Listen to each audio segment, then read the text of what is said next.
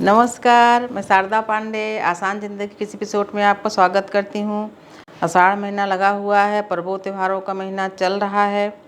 आपको सभी वीडियो दे रही हूँ। तो देवशयनी एकादशी के साथ ही चातुर्मास भी शुरू हो जाता है, जो आषाढ़ महीने की शुक्ल पक्ष की एकादशी से शुरू होके और कार्तिक महीने की शुक्ल पक्ष की एकादशी में समाप्त हो जाता है।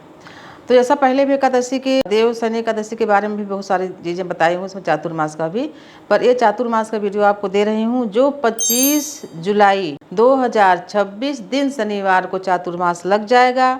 देव भी सो जाएंगे, यानी देवशयनी एकादशी भी हो जाएगी।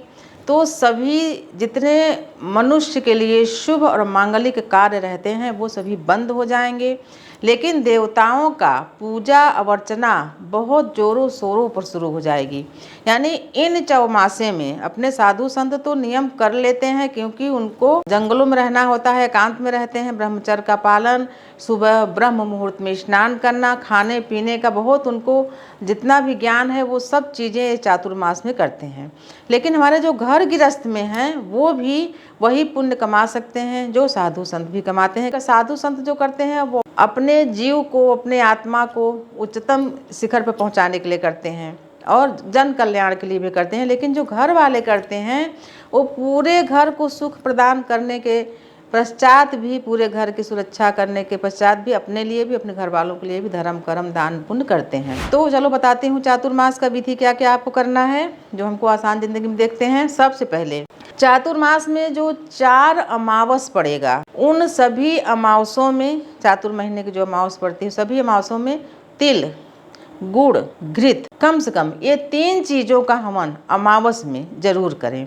तो जो आपके घर में जो किसी तरह का भी ऊपरी हवा, नज़र, टोना, बीमारी, कोई किया कराए कुछ भी हो, तो इस चातुर्मास का जो 4 महीना है इनमें आप इन चीज़ों को जब करोगे तो आपको लगेगा कि हाँ आपके साथ कोई बहुत बड़ा चमत्कार हुआ है।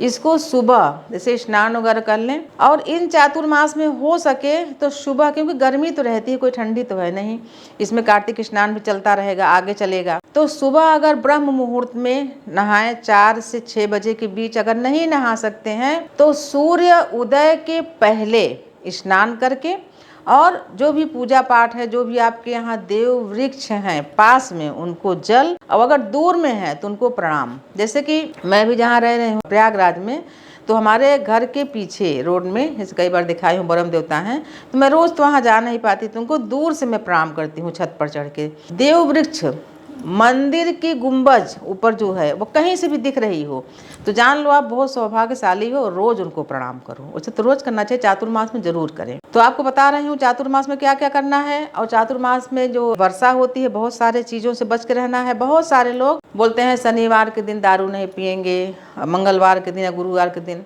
अब मैं उनसे क्या बताऊं, चलिए कोई बात नहीं। इन 4 महीनों में व्यसन और जो वे विचार और जो नॉनवेज खाते हैं वो लोग, उनसे कहना चाहूँगी कि 4 महीनों में न करें, क्योंकि अभी बाबा धाम भी आपको जाना है, बहुत सारी चीज़ें करते हैं। आप इनको छोड़ के देखो, आप छोड़ सकते हो। और तमाम चीज़ें जो आपको लगता है कि अनर्गल है, इन चीज़ों को नहीं करना चाहिए। उसी प्रकार से भोजन पर भी ध्यान दें। बरसात के बाद जो पानी अभी आएगा, तो अब भले ही आपके घर में ही क्यों न लगा हो समरसेबल, आप देखोगे कभी कभी पानी गंदा आता है, क्योंकि आप समरसेबल में कोई आप ऐसा कुछ नहीं कर सकते कि नीचे का पानी आप नहीं, नीचे का ही पानी तो आएगा।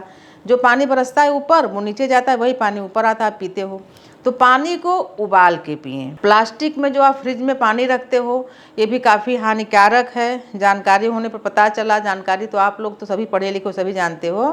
तमाम बीमारियां जो फैल रही हैं, यानी कि रोग जो फैल रहे हैं, इन पर जब रिसर्च किया गया तो पता चला कि प्लास्टिक के बर्तन में, बाटल में पानी वगैरह जो भी चीज़ें हैं या सिरका अचार रखते हैं उसको रखना बंद करो, और पानी को उबाल लो। रात्रि को बड़े बर्तन में, स्टील के भगोना में पानी को उबाल लो, रात भर वो ठंडा हो जाए, फिर उसको छान लो और उसी पानी को पियो। हल्का ठंडा भी हो जाएगा, बहुत ठंडा मत पियो पानी। फ्रिज में रखा हुआ दूध भी अभी बरसात में कम ही पीना चाहिए, मट्ठा दही कम खाना चाहिए। फ्रिज में रखा हुआ दूध, बहुत सारे लोग क्या करते हैं, फ्रिज में रखा है उसको पी लिए। फ्रिज में रखा हुआ दूध न पिए इन 4 महीनों में। दूध को हल्का गुनगुना कर लें। गुनगुना करने के बाद रात से पहले, यानी सूर्य डूबने से पहले ही दूध, हल्का सा उसमें हल्दी डालें और डाल सके तो हल्का मिश्री डाल के 1 गिलास दूध पी लें। बहुत सारी बीमारियों से अगर बचना है तो भुना हुआ अनाज खाएं, कई बीमारियों से बचे रहेंगे। भुना हुआ अनाज दिन में 1 बार, यानी जैसे आप सुबह नाश्ता करते हैं तो उसमें भुना हुआ अनाज लें। भुना हुआ अनाज आप क्या क्या खा सकते हैं? मूंगफली, चना, जौ। अब बोलेंगे जौ कहाँ मिलेगा भुना? जौ को मंगा लो और घर में थोड़ा सा रेती हो या ऐसे ही कढ़ाई में भून लो उसको, उसकी भूसी निकाल के आप उसको खा सकते हैं। गेहूं भी घर में भून के खा सकते हैं। उसके अलावा आजकल मक्का आएगा, मक्का का जो भुट्टा होता है उसको भून के, या मक्का का जो लावा होता है हम लोग बोलते, पहले हम लोग जोंधरी बजरी का लावा भी बरसात में भुंजाए के खाते थे, मक्का का लावा भी। इन सब चीज़ को आप नाश्ते में लो तो दिन भर आपकी पाचन शक्ति बहुत अच्छी बनी रहेगी और तमाम जो रोग होते हैं बरसाती रोग मानसून के, ये आपसे दूर रहेंगे। पत्ते वाली सब्जियां न खाएं, जैसे पत्ता गोभी, पालक, चौलाई, पोई, एक पोई सब्जी आती है, वो जो पत्ते वाली सब्जियां हैं इनको न खाएं। सलाद रात्रि को बिल्कुल न खाएं। दिन में आपको सलाद खाना है तो जो भी बाजार से आप लाएं, मूली, ककड़ी, खीरा या चुकंदर, प्याज, इनको छील के अच्छी तरीके से हल्के गुनगुने पानी में पहले धो लें, फिर दोपहर के खाना में 1 बार सलाद खाएं, रात को नहीं खाएं। मट्ठा और दही भी आपको नहीं खाना है, या आप ज़्यादा ही खाना चाहते हैं दही तो रात की जमाई हुई दही सुबह 1 बार दोपहर में खा सकते हैं। तो आप जो बरसात की बीमारियों से ग्रस्त हो जाते हैं, बार बार आपको वायरल होता है, बुखार होता है और तमाम चीज़ें होती हैं, सिर दर्द होता है, तो ये सब चीज़ें नहीं होंगी अगर आप संयम से भोजन करेंगे, उबला हुआ पानी पिएंगे, बाजार की चीज़ें नहीं खाएंगे। जैसे हमारे साधु संत, अभी इन 4 महीनों में आप उनको ढूंढने से भी नहीं पाओगे, एकांत में चले जाते हैं, एकांतवास करते हैं और चुप यानी मौन व्रत रहकर भी, ये चातुर्मास में तमाम गुण अपनाने के बाद मौन व्रत भी रहते हैं। और धरती पर जैसे कि अभी बरसात है, तमाम चीज़ों का मैं मतलब विरोध भी करती हूँ, बरसात है तो, लेकिन साधु संत क्या करते हैं, धरती पर अच्छे से कंबल वंबल बिछा के लेटते हैं। लेकिन क्योंकि कीड़े मकोड़े बहुत ज़्यादा होते हैं बरसात में, तो जो घर गृहस्थ वाले हैं, साधु संत भी अगर हमको तमाम लोग देखते हैं उनको भी बोलूँगी, जैसे कि मैं टीवी में चित्रकूट का यात्रा, जो चित्रकूट में लोग दान करने जाते हैं उनको मैं बहुत देखती हूँ, बहुत अच्छा लगता है हमको।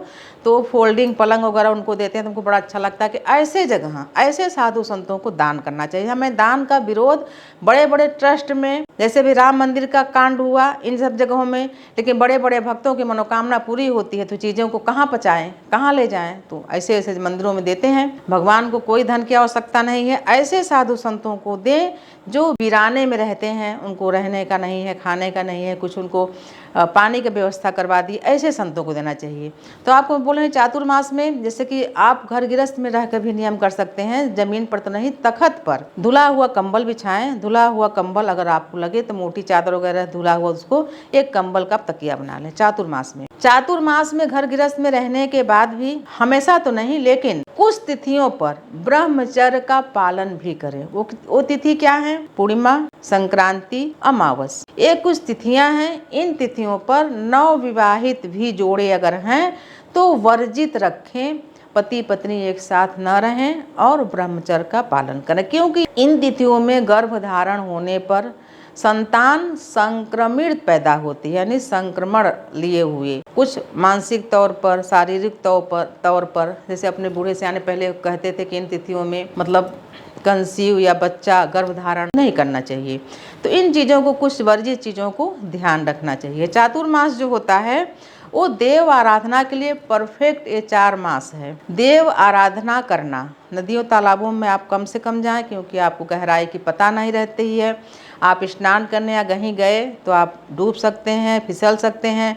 तो इसके लिए मैं कई बार बताई हूँ कि जो ज्येष्ठ महीने का दशहरा होता है, गंगा दशहरा, उससे लेकर दशहरा फिर पूर्णिमा तक, भीमसेनी एकादशी तक, ये सब जेठ पूर्णिमा तक गंगा जी का पानी ले और ढेर सारा पानी रखो। पहले बाल्टी में 2 बूंद पानी डालो, 2 ढक्कन, उसके बाद साधारण जल डाल के नहाओ, पूरा गंगा जल हो जाता है। कुछ मंत्रों का जाप करके स्नान कर सकते हैं। तो आपको मैं चातुर्मास के बारे में बता रही हूँ कि आपके बच्चे कैसे सुरक्षित रहें, आप क्या खाएं। बच्चों को भी भुना हुआ अनाज खाने की आदत डालें, न कि बाहर का चाट पकौड़ा गुपचुप वगैरह, ये सब बंद रखें। भुना हुआ अनाज, जैसे मूंगफली है, मूंगफली जो छिलके वाली आती है वो भी बहुत अच्छी होती है, ऐसे भी मूंगफली बिना तेल में, तो तेल में नहीं भुनना है, ऐसे ही कढ़ाई में भुने। चना तो भुना भुना मिलता है, मूंगफली भी भुनी हुई मिलती है, और पॉपकॉर्न भी मिलता है। आप बचा क्या, भुट्टा भी भुना हुआ मिलता है। इन चीज़ों को आप खा सकते हैं, ये बहुत फ़ायदेमंद होता है। और सुबह 1 कप काढ़ा कैसे बनता है, तुलसी पत्ती, बिना नहाए तुलसी पत्ती नहीं तोड़ना है, भले आप पहले दिन ही नहा के तोड़ के रखे रहें, ढेर सारी तुलसी लगाओ, उसका उपयोग कर। तुलसी पत्ती, थोड़ा सा गुड़, थोड़ी सी अजवाइन, इन सब चीज़ों को डाल के उबाल के, सौंठ वगैरह अदरक हो, 1 कप रोज ये चीज काढ़ा है उसको चाय मान लो, या थोड़ी सी चाय भी डालो, दूध नहीं डालना है। इस काढ़े को आप सुबह रोज पियो, आपको तमाम जो संक्रमण अभी बरसात में होते हैं बिल्कुल नहीं होंगे। उसी प्रकार से अगर आपको कीड़े मकोड़ों से बचना है, जो कीड़े मकोड़े बहुत घर में आते हैं, तो उसके लिए आप कपूर, जब संध्या हो तो पहले तो खिड़कियों के पर्दे गिरा दो, आप मेन दरवाज़ा बंद कर दो, जहाँ से मच्छर या कीड़े घुसते हैं तो नहीं घुसेंगे। शीत के कारण जो घर में जीलन रहता है, शीत रहता है, उससे कुछ हवाओं में नमी आती है, तो उसके लिए शाम के समय कपूर जला लो, भीमसेनी कपूर मंगा लो, जला के सभी कमरों में, विशेषकर जिस कमरे में सोते हैं उस कमरे में कपूर का धुआं करें, तो जो भी इन्फेक्शन होता है शीत के कारण, जो भी कीड़े मकोड़े होते हैं वो वहाँ से चले जाते हैं और आपको इन्फेक्शन से बचाव होता है। तो मैं आपको चातुर्मास के बारे में बता रही हूँ क्या क्या करना चाहिए। तो ये चातुर्मास जो है अगर नियम पूर्वक कर लिया जाए, मान्यता यही है कि इस चातुर्मास को नियम पूर्वक अगर कर लिया जाए तो बाकी किसी भी पूजा पाठ और दान का उतना महत्व नहीं जितना किसी चातुर्मास का महत्व है। अब इन चातुर्मास में पड़ने वाले विशेष पर्वों का महत्व है। जैसे आप जैसे बड़ी बड़ी आपके ऊपर कोई संकट आया हो, आप माने हो रुद्राभिषेक कराने के लिए, जागरण कराने के लिए देवी दुर्गा जी का है, कोई भी धार्मिक अनुष्ठान आप माने हो तो इस चातुर्मास में कर लो, बहुत सुफलित होता है। रुद्राभिषेक, देवी का जागरण, या कुछ भी अखंड रामायण, भागवत कथा, जो भी चीज़ें आपको करनी है, जैसे कि गुप्त नवरात्र में देवी जी का पूजा, तो जो भी चीज़ें आप करोगे तो इसका इन चातुर्मास में कई गुना बढ़ के आपको फल मिलता है। लेकिन बहुत सारे लोग क्या कहते हैं, हम व्यस्त हैं, इसमें हमको फुर्सत नहीं है, हम बाद में करेंगे। तो आपको जब फुर्सत मिले तब करें, लेकिन महत्व बता रहे हैं कि चातुर्मास अगर नियम पूर्वक कर लो, सूर्य उदय से पहले स्नान कर लो, सूर्य भगवान को रोज जल दो, क्योंकि सूर्य दक्षिणायन चले जाते हैं तो सूर्य कमज़ोर हो जाते हैं। इन्हीं तमाम ऐसे कारण होते हैं जो मनुष्य के लिए शुभ और मांगलिक कार्य बंद होते हैं, जैसे सूर्य दक्षिणायन चले गए, भगवान श्री हरि विष्णु जी सो गए, और तमाम ऐसी चीज़ें होती हैं जिसमें शुभ मांगलिक कार्य बंद रहते हैं। इसीलिए देवताओं को हम पुष्ट करते हैं, कौन, हम सब भक्त। सूर्य भगवान को जल दें, बरसात में कहोगे जल की क्या आवश्यकता है, देना चाहिए। हमारे बूढ़ पुरानिया क्या करते थे, गंगा में नहाते थे और गंगा का ही जल चढ़ा के गंगा को दे देते थे। तो क्या गंगा मैया को जल की कमी है, अपने से उठा के देना। वैसे अभी कभी कहीं जाओ, भरे भंडारे में भोजन रखा है, कह दो भोजन रखा तो है, अरे भोजन उठा के तुम परोसो, खिलाओ, सम्मान करो साधु संतों का, मेहमानों का, तब तो माना जाएगा। उसी प्रकार से सूर्य को जल देना, तुलसी का पूजन करना, तुलसी का परिक्रमा करना, जो परिक्रमा करते हैं इससे भी बहुत सुफल होता है। दान करना और गौ सेवा करना, इन 4 महीनों में जो गौ पाले हैं वो तो गौ पाले ही हैं, जो गौ नहीं पाले हैं, अगर आस पड़ोस में गौ हैं तो उनको हरा चारा या कुछ चीज़ें, जैसे कि बहुत सारे लोग, जैसे हम छत्तीसगढ़ में रहते थे तो हम पूछे कि भाई गाय के जैसे चारा कहाँ मिलेगा, तो बोले कुछ कोई बात नहीं, आप रोटी वगैरह बना के दे सकते हो, या जोंधरी आती है एक सफ़ेद रंग की, उसको आप 10-5 किलो खरीद लो और गौशाला में दे आओ। तो लोग क्या करते हैं, भिगा के जब नरम हो जाता है तो गाय को खिला देते हैं। ये भी नहीं हो पाता तो क्या करते हैं, 10-20 पैकेट बिस्किट खरीद लेते हैं, सबसे फेमस बिस्किट है पार्ले जी, खरीद लेते हैं और गौशाला में जाते हैं और सभी गौओं को 1-1 पैकेट बिस्किट खिला के प्रणाम करके चले आते हैं। गौ सेवा के लिए हफ्ते का जो 7 दिन होता है उसमें से एक दिन बहुत शुभ होता है। कौन सा दिन, शुक्रवार का दिन। इस दिन अगर आपको फुर्सत मिले तो गौशाला में जाके जो भी आपसे अगर चरी यानी हरा चारा मिलता है या जोंधरी मिलती है, बीज जोंधरी का आप सर्च करके देख लोगे, नहीं है कुछ तो बिस्किट, सभी गौओं को देकर आप गौ सेवा भी कर सकते हैं। नगद पैसा मत दें कि गौ सेवा में आप जाके 10,000 5,000 दे दिए कि लो गाय को खिलाओ, पता चला गाय नहीं खाई, उसका और कोई कुछ खा गया और पी गया। तो आप गैयों को खाने वाली चीज़ खुद खिला के आओगे तो आपको बहुत आनंद, और अगर गौ माता खुश होती हैं तो कौन खुश होता है बताइए, देवी लक्ष्मी खुश होती हैं। तो गौ माता को सेवा करके आप देवी लक्ष्मी को प्रसन्न कर सकते हैं। तो आपको मैं चातुर्मास के बारे में बता रही हूँ कि कोई अगर आपका रुका हुआ धार्मिक मनौती रुका हुआ है तो उसको इस चातुर्मास में जरूर पूरा कर लें। रुद्राभिषेक, जागरण और रामायण, भागवत कुछ भी आपका रुका हुआ है, यानी कि मनौती माने कर नहीं पा रहे तो इसमें 4 महीने में जरूर कर लें। 4 महीनों में मनुष्यों के लिए कभी भी कोई शुभ मांगलिक कार्य नहीं करना चाहिए, जैसे विवाह, गौना, उपनयन संस्कार, गृह प्रवेश, मुंडन, गृह प्रारंभ या जो भी और तमाम चीज़ें, कूप खनन वगैरह होते हैं जिसके समरसेबल वगैरह करना, ये सब नहीं करिए। सूर्य उत्तरायण होने के बाद जब सभी शुभ कार्य शुरू हो जाएंगे तो आप भी इस सभी शुभ कार्यों को करना। बासी भोजन, बिल्कुल फ्रिज में रखा हुआ भोजन दोबारा गर्म करके ना खाएं।